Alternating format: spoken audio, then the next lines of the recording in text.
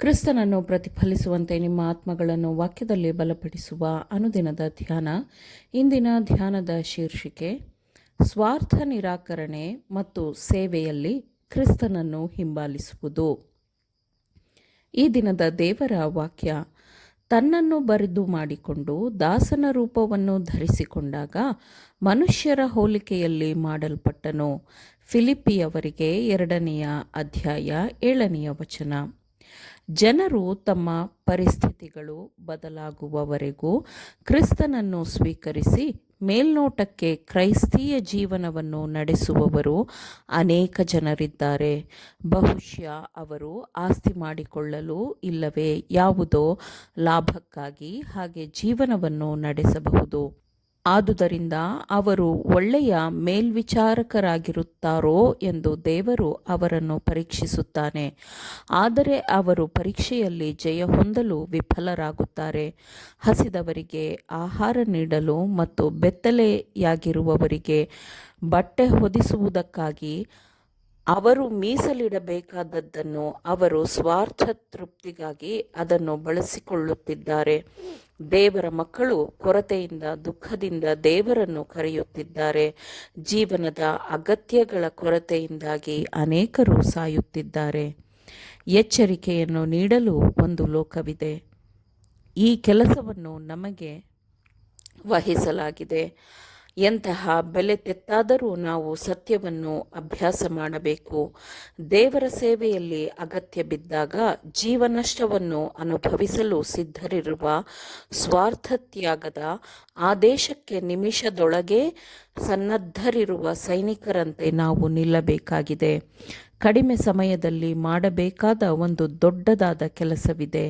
ಅಂತಿಮವಾಗಿ ತಮ್ಮ ದೃಢಚಿತ್ತದಿಂದ ಉದಾತ್ತವಾದ ದೃಢನಿಶ್ಚಯದ ಪ್ರಯತ್ನದಿಂದ ದೇವರ ಸೇವೆ ಮಾಡಿ ಜಯಶಾಲಿಯಾದ ಪ್ರತಿಯೊಬ್ಬರಿಗೂ ಕ್ರಿಸ್ತನ ನೀತಿಯ ನಿಲುವಂಗಿಯನ್ನು ಧರಿಸುವ ಹಕ್ಕನ್ನು ಕೊಡಲಾಗುತ್ತದೆ.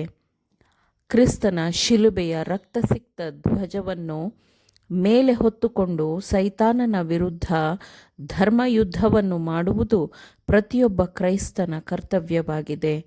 ಬೋಧಿಸಲು ಕಷ್ಟವಾದ ಪ್ರಸಂಗವೆಂದರೆ ಮತ್ತು ಅಭ್ಯಾಸಿಸಲು ಕಷ್ಟವಾದ ಸಂಗತಿ ಎಂದರೆ ಅದು ಸ್ವಾರ್ಥ ನಿರಾಕರಣೆಯಾಗಿದೆ.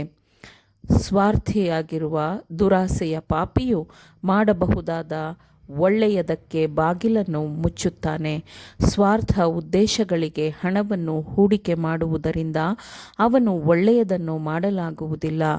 ದೇವರ ಅನುಗ್ರಹದೊಂದಿಗೆ ರಕ್ಷಕನೊಂದಿಗಿನ ಸಹಭಾಗಿತ್ವವನ್ನು ಆನಂದಿಸುವುದು ಮತ್ತು ಅದೇ ಸಮಯದಲ್ಲಿ ಕ್ರಿಸ್ತನಲ್ಲಿಲ್ಲದೆ ಅವರ ಪಾಪದಿಂದಲೇ ನಶಿಸುತ್ತಿರುವ ತಮ್ಮ ಜೊತೆಯವರಿಗೆ ಅಸಡ್ಡೆ ತೋರಿಸುವುದು ಯಾರಿಗಾದರೂ ಸಾಧ್ಯವಿಲ್ಲ.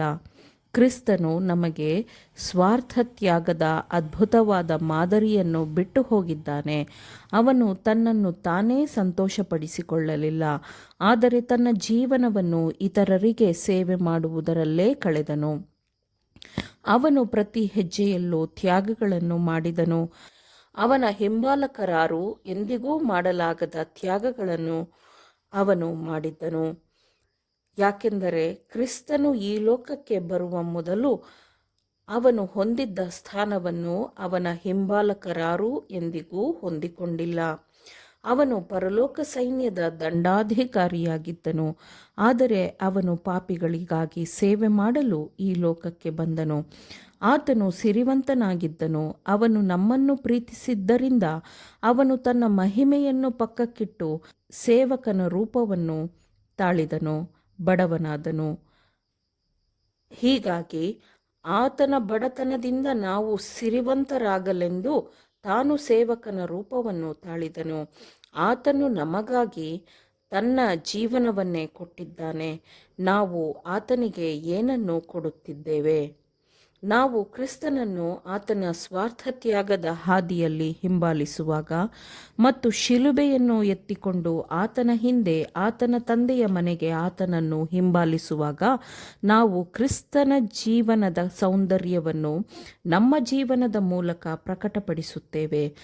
ದೇವರು ಮತ್ತು ಆತ್ಮದ ನಡುವಿನ ಸಂಧಿಸುವ ಸ್ಥಳವಾಗಿರುವ ಸ್ವಾರ್ಥ ತ್ಯಾಗದ ಬಲಿಪೀಠದಲ್ಲಿ ನಾವು ದೇವರ ಕೈಯಿಂದ ಪರಲೋಕದ ಜ್ಯೋತಿಯನ್ನು ಪಡೆಯುತ್ತೇವೆ ಮತ್ತು ಅದು ಹೃದಯವನ್ನು ಶೋಧಿಸುತ್ತದೆ ಮತ್ತು ಹೃದಯದಲ್ಲಿ ಕ್ರಿಸ್ತನ ನೆಲೆಸುವಿಕೆಯ ಅಗತ್ಯತೆಯನ್ನು ಅದು ಪ್ರಕಟಪಡಿಸುತ್ತದೆ.